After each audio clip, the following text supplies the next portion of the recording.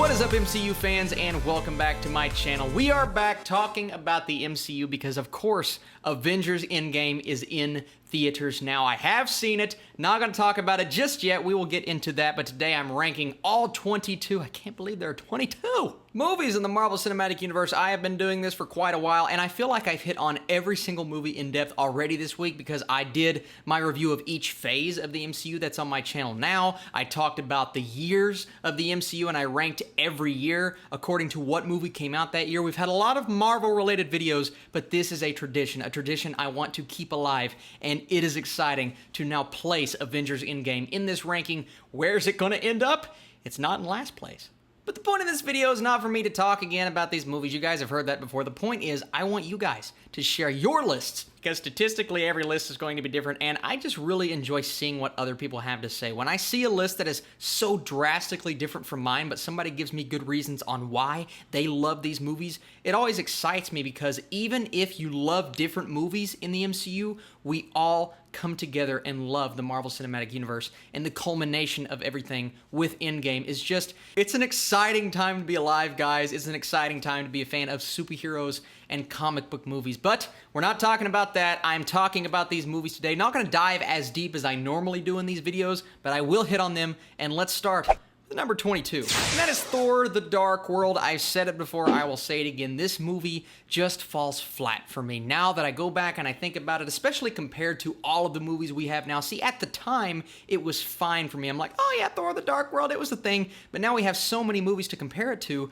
and just thinking about it in regards to a Guardians of the Galaxy or even a Thor Ragnarok, it just doesn't compare to those movies. It's fine. I don't think it's one of the worst comic book movies of all time, because those are saved for something like a Catwoman or a Superman 4 or a Supergirl. Those movies are horrible, and they're on a completely different level than something like Thor: The Dark World.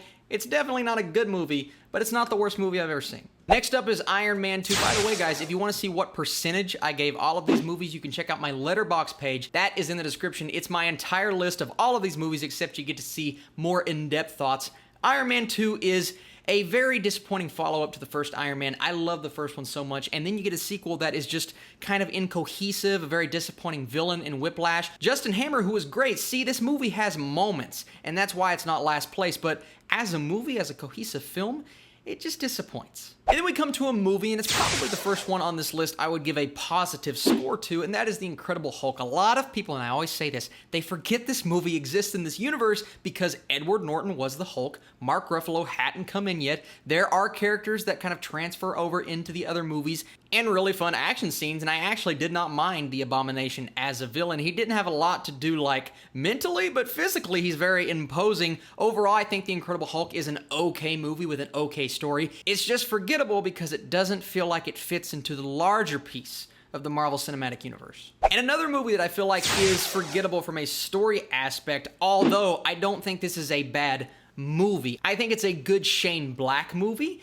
but I don't think it's the best movie that fits into the larger scheme of the MCU, and the reason that I say that is because they really threw out a lot of story elements from this film. You saw Iron Man throw away all of his suits at the end of this movie, and in the next movie he has his suit on again. He picks right back up from where he was before Iron Man 3, and they barely even take into account his arc from this film. Now, I think this movie is okay, like I said, and I like the fact that he is stripped down and he has to solve this problem as Tony Stark. What I don't like is the forgettable third act, the weird Mandarin twist that I'm not a fan of at all. Overall, Iron Man 3, it's not bad, it's just lower down on this list. Another movie that I don't think is bad, it just sadly fell into the more conventional Marvel formula, and that is Captain Marvel. Like I said, I don't hate this movie. I know a lot of people online, they are anti-Captain Marvel and anti-Brie Larson, and I'm not one of those people. I think the movie is fine for what it was. Now, one of my issues with the film is I didn't think Brie Larson was as good as Captain Marvel as I wanted her to be going in. I thought she fell a little flat, and I think the blame could have partially been on the writing, because the writing in general as a story wasn't the best, but I did really like elements of this movie. The Skrulls I thought were great. I think it's Nick Fury's best role to date, and there were really good moments in the film, but Captain Marvel is not one that I'm going to go back to and watch over and over like the ones above it. And the first one above it is Ant-Man and the Wasp. Now, this one has actually went lower and lower on this list every time that I do it, and that's not a detriment against the film. I don't think it's bad. I do think it is a very fun movie with really funny moments, and I think Paul Rudd gets better as Ant-Man, even though they did dumb down his character in this film a little bit, which I did not love, but Evangeline Lilly, she gets her moment to shine, and she is so good in this movie. Michael Douglas, of course, is great, and the overall story is entertaining. It's just the third act for me kind of falls apart because it falls into that conventional Marvel formula that I was just talking about it, and it's not the most memorable movie in the MCU. After all of these crazy things that have happened, you go down to a story like this that isn't as inventive as the first Ant-Man, and you have a sequel to Ant-Man that is fun,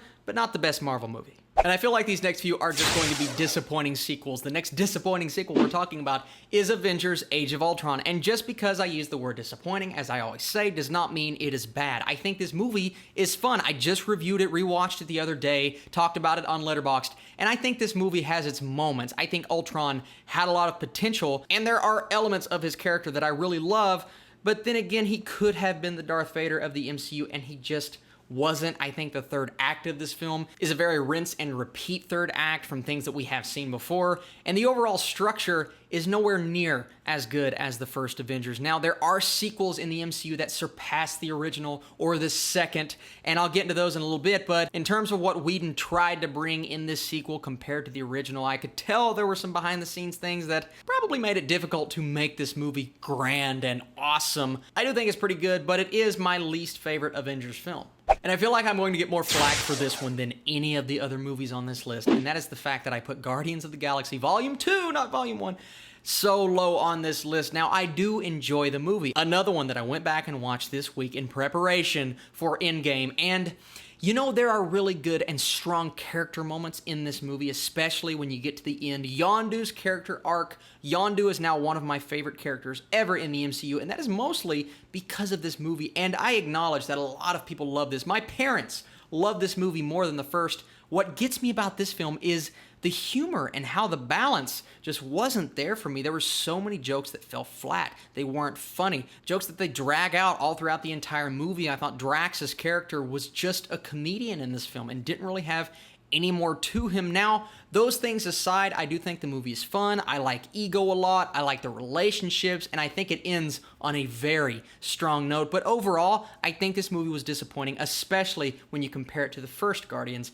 and we'll talk about that in a little bit. Up next is Thor! I always do that, it's the tradition. Now, the biggest thing about this movie, honestly, if you want me to be 100% serious with you guys, it's the dyed blonde eyebrows. Why does Thor have dyed blonde eyebrows in this movie, and the hair looks more like a wig in this film than it looks in any of the other movies? Okay, minor quips aside, I think Thor is really fun. I love going back and watching this. Sure, I think the stuff that happens on Earth is nowhere near as good what happens on Asgard. The Loki and Thor relationship, even the Warriors 3 are slightly fleshed out in this film. Now, I do think the relationship with Jane Foster is significantly better in this movie when comparing it to Thor: The Dark World, but overall, it's a very back and forth movie, but it's the element of fun.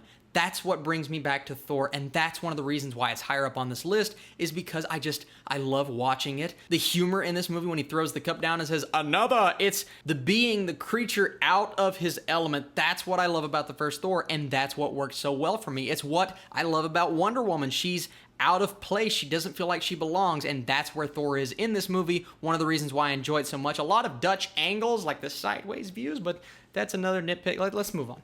Then we come to the first movie on this list that I think I love, which means I love a lot of movies in the MCU, clearly, but the first one is Doctor Strange. Now, I actually think Doctor Strange is a tad bit better of a movie than the next movie on this list. My response to that is rewatchability factor. I don't think Doctor Strange is as rewatchable as the movies above it on this list, but I do think it's a very well-made film. Scott Derrickson, he brought his horror background to this movie and gave us something so psychedelic and out there and different from other movies in the Marvel Cinematic Universe. Yes, he's a very similar character to Iron Man, but they do have their major differences, and I do think Benedict Cumberbatch is awesome as Doctor Strange, and we saw his full potential in Infinity War, but that all started from this movie. A really good origin story with a very mediocre villain, but we're not going to talk about that. We're just going to talk about how good this movie is.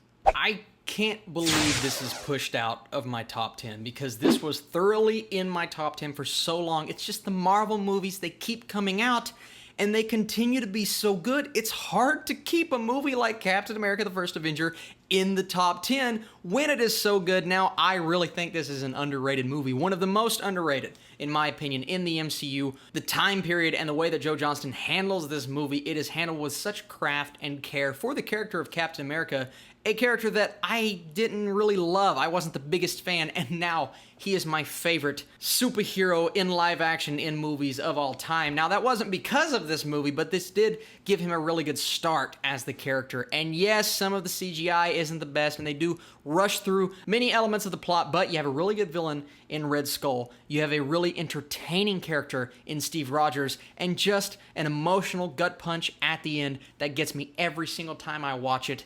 I really, really enjoy this movie. And then another movie that got knocked out of my top 10. How is Ant-Man not in the top 10 movies in the MCU for me in terms of my favorites? Guys, I love Ant-Man. It is such a cool heist film. It's one of the more entertaining movies in the MCU. I love watching it because I laugh at it so much. One of the top 5 most rewatchable films in the MCU, in my opinion, just because it's a short watch. You can kind of turn your brain off. You don't have to pay too much attention, and it's hilarious. The humor works in the second one, but it works even more in the first one. And I love the establishment of all of these characters. And Paul Rudd as Ant-Man. He's the reason why this movie works. Yes, the direction is good. Yes, all of these other elements great. But Paul Rudd, man, he's the best. Now we move into the top 10. And these are the movies that I don't just love. These are the ones that are close to my heart. I believe all of these films either round up to a 9 out of 10, down to a 9 out of 10, or round up to a 10 out of 10. You can check my Letterboxd page for all of those scores. Next up is Spider-Man Homecoming, his first solo venture into the MCU, and so many great elements for this character. It's a very different look at Spider-Man, something we've never seen before, because a lot of people will say, and I respect this opinion very much so, he is like Iron Man Jr. in this movie, and he kind of is like Iron Man Jr., but that's not something that bothered me. As a fan of this character from the comics, I like seeing a different spin on him, because spin like spiders. But not just that, you have the John Hughes, and I always say this, people are probably sick of me for saying this, it feels like Ferris Bueller. It feels like a very high school film with high school characters and high school relationships, but that's okay. And I like the fact that they actually cast characters that are that age in real life and not like 27-year-old men as characters in high school. That's fine, it was a thing they used to do, but Spider-Man Homecoming is really fun. I love the characters, and Michael Keaton as the Vulture, when he's flying around in those wings, I'm like, that used to be Batman, but now he's the Vulture. And then we come to regardless of if people want to admit it or not, this is a monumental movie in the superhero universe because it's the first superhero movie to ever get nominated for Best Picture. Yes, Logan got nominated for Screenplay, and yes, Heath Ledger, who's right up there, he got nominated for Best Supporting Actor and won. But Black Panther got nominated for Best Picture. That's the biggie. And yes, the Oscars, they get on my nerves sometimes and they do things and I'm just like, why are you doing that? That's stupid.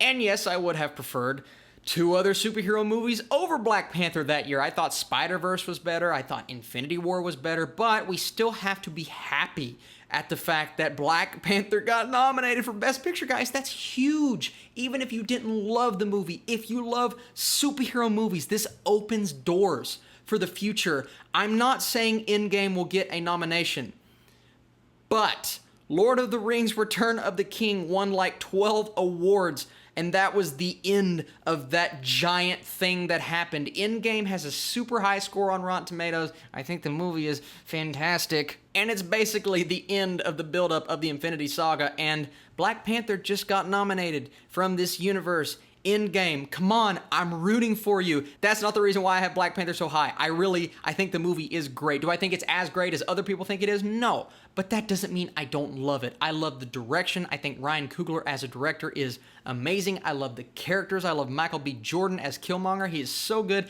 Andy Serkis, Ulysses Klaue, is an underrated villain in the MCU. Hear me out. But we are in it for Black Panther and what goes down in Wakanda. And What Goes Down is a great movie with a bit too much CGI in the third act, but overall, it's really fun to watch. When I say too much CGI, I mean it's a superhero movie, it's going to have CGI. I mean more noticeable CGI. Now, one movie that, even though it came out back in 2008, utilized prosthetics more than CGI in terms of Tony Stark actually walking around in a man-made, hand-built suit. I love the way the suit looks when it's finalized in the first Iron Man, and I love the first Iron Man. I do have issues with the third act. I think it's a bit more conventional, especially after, once again, seeing all of these other movies and looking back on it. You're going to look at it through a different pair of glasses, but there are no scratches or blurs. They are prescribed and they are beautiful. I think the first Iron Man is a brilliant movie. Going back and rewatching it, knowing now what I didn't know then, the fact that the movie had a plot, a shell, but apparently the dialogue was not written out, so a lot of the characters just kind of made up their own dialogue as they went along. Of course, we probably figured that Robert Downey Jr. did that as Tony Stark, but to that degree, to that level, is incredible. And then to have a product like the first Iron Man, which is one of the most rewatchable and entertaining and grounded movies in the MCU. Now, we don't need grounded now, but it's nice to look back and think that Tony Stark was the only superhero in the universe. Overall, guys, Iron Man 1, my theater experience for that was crazy, and this movie was crazy good. Here's where we start, like, ripping each other apart, and it's so hard to put this movie this low because I said good theater experience for Iron Man. This is my favorite theater experience ever, of all time. Very close second and thirds to other movies on this list, but the first Avengers, seeing this with my friends at that age, let's see, it was 2012, so I was like 16, 17 years old, and that was prime time. Loving the MCU, loving these characters, and loving what this movie brought me. Now, going back and watching it today, the only thing that I can kind of strike it on is the Russo brothers' direction for me, and this is all personal taste, guys. This entire list is personal taste. Just kidding. It's the only list in history. I just think the Russo's direction is a lot better than Joss Whedon's direction. His is definitely more comic booky, less grounded, more colorful, which for some, they're going to love so much more than the Russo's kind of grayed down, more dark and gritty scale, but I do think that's what the MCU needs now. Both of them are great, and the first Avengers had the perfect balance, what Thanos says, of humor, character development, a little slow at the beginning of the film, but it's warranted and it deserves to be that slow because it had a lot to do at the time, and I really enjoyed this movie. And of course, the third act, what needs to be said that hasn't been said already? Let's see, what haven't people said? Now they said about everything. And now we're getting into what I believe to be the most rewatchable movies in the MCU. Like, I will turn them on any time of the day and enjoy the heck out of them. And this is a movie that I actually hadn't watched, which is strange enough because I just said that, in quite some time, and that's the first Guardians of the Galaxy. I went back and watched it in preparation for Endgame, and I sat there and said, what is wrong with me? Why do I not watch this movie every day? It is so fun what James Gunn did with this universe, with these characters, setting up these storylines, giving you an emotional payoff with every single story arc, and then a world, this space world, a Star Wars for a new generation, if you will, contained within the MCU. So many hurdles to jump through. James Gunn did a wonderful job with this first movie. My only big issue is Ronan. I don't think Ronan's the best villain. He's not a horrible villain. He's just kind of there and he walks around and he can't move very well and he throws big punches. Otherwise, I think this movie is a blast, and that's why it's so high up on my list, and that's why many people still say it's the best movie in the MCU. Now, trying to figure out if I should put this over Guardians, those two movies competing against each other, might be the hardest competition on this list. It was very hard to put Thor Ragnarok above Guardians of the Galaxy, but I can't deny the fact that I've watched this movie like 10 times in the last year. I love it. I love it so much. I've always wanted to love Thor, but I had never loved him before Thor Ragnarok. And after Thor Ragnarok, reshaping a character without recasting a character is a hard thing to do, but they have completely turned Thor around. He used to be this brooding man that showed nothing but strength and really obnoxiousness, but now he has a heart, he's full of humor.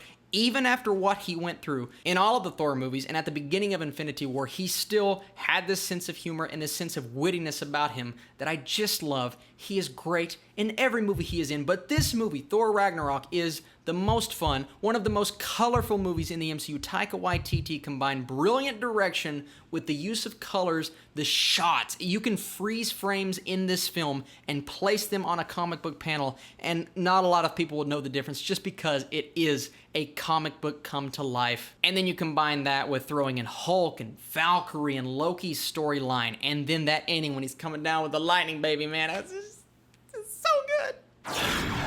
Can you guys tell I love the Russo brothers? I mean, can you tell? I love the Russo brothers. All 4 of their movies are in the top 4 movies on my MCU ranked list. That is incredible. Guys, Avengers Infinity War is the next movie on this list. Now, I know a lot of people, they're going to see this and they're going to turn away and they're going to say, well, yeah. Me putting this movie at 4 is not me saying, oh, I don't like Infinity War. Infinity War is one of my favorite movies of all time. I have multiple MCU movies on my all-time top 100 list. I love this film. It was my second favorite movie of last year after seeing 100 and almost 90 films. It was number 2. I gave it a 95%. I freaking love this movie. The only thing that keeps it from surpassing the others is the fact that there are some elements of it that aren't completely cohesive, a tad bit of questionable CGI in certain parts, but that's really it, guys. I think this movie is as close to perfect as it could have been from the task,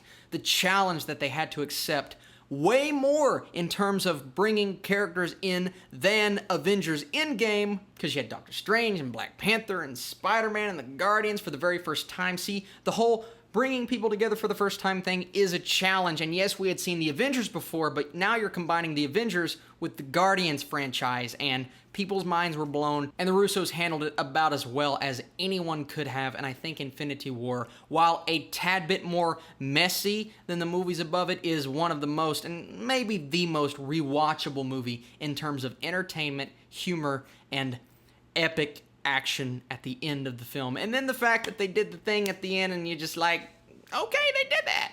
That's right, guys. Captain America Civil War. Civil War, not Winter Soldier. Civil War is a phenomenal movie bringing together our heroes, but not having them fight a villain, having them fight each other. And a lot of people complain about Baron Zemo, and I completely understand where you're coming from, because yes, things were a tad bit convenient, things did fall into place, but he's more of a plot device.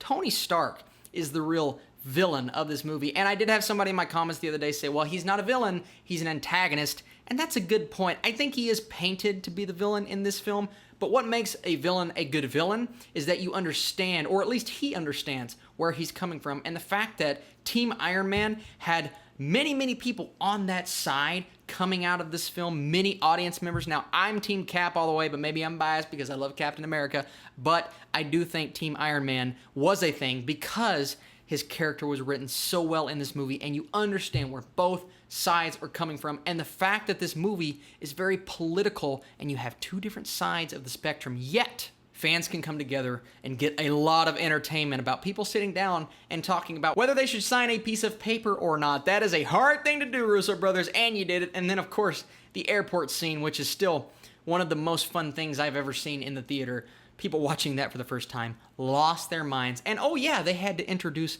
Black Panther and Spider-Man, 2 of the biggest heroes in the world right now, guys. What a task Civil War was. And yes, I did put it over Avengers Infinity War. My only reasoning behind that is that I think this one is a bit more cohesive. That doesn't mean I think it's significantly better. One got a 95 for me, one got a 98. They're both oh so close, and it is my personal list, and I love Civil War, guys. I do. I watch it. I've watched it over 30 times. I have a problem. I have a real problem. Help me. And next up, which one is he going to choose? And it's hard to compare the 2 because, you know, one I have watched 30 plus times, the other I have watched 1 time. And I can't believe I'm doing this, but I am going to go the Winter Soldier at number 2. And that's everything in me is telling me, Austin, don't do that. Follow your heart. But I love this movie. I've seen it, like I said, over 30 times. I think it is perfect to make Captain America one of the most relevant superheroes in the world right now. What the Russo brothers did in terms of direction, how they handled the score with the action, the choreography, the stunts, everything that went into making this film as good as it is. Guys, I love The Winter Soldier. I love the look to it. I love the feel to it. It's the closest thing we have had to Mission Impossible and James Bond in the MCU with Captain America. Never imagined I would be saying all that. Then you incorporate Falcon and bring in Black Widow,